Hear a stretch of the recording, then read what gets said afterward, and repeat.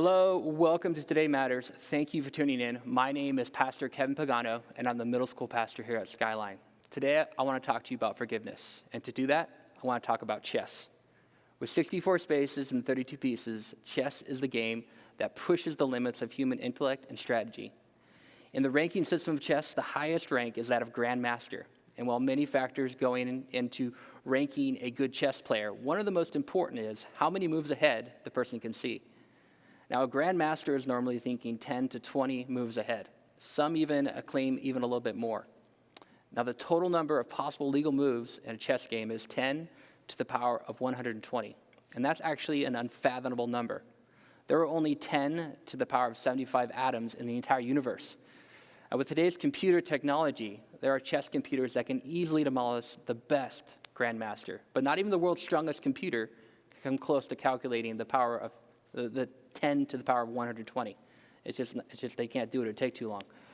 So all that being said, when it comes to the God that we serve and is guiding our lives, 10 to the power of 120 is no problem for him. He knows everything. God invites us to see things from his perspective, and we can do that through faith.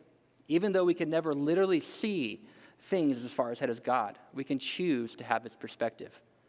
Forgiveness is incredibly hard. Some people find it so hard to look past the trauma that someone caused in their life.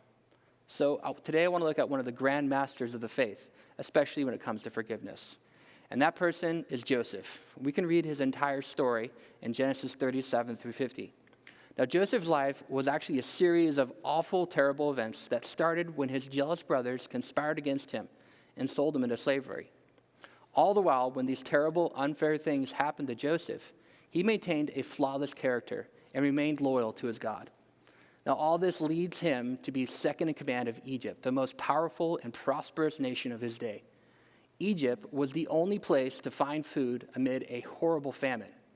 And like many other surrounding kingdoms, Joseph's brothers came to Egypt looking for food and found themselves begging for their lives in front of their brother that they betrayed so many years ago.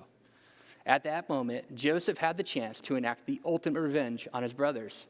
But in one of the most grace-filled moments in the whole Bible, Joseph says in Genesis 50:20, "You intended to harm me, but God intended it all for good. He brought me here to this position so I could save the lives of many people." Joseph chose to forgive his brothers. He gave them food. He took care of them. He saw things from God's perspective, and we can too.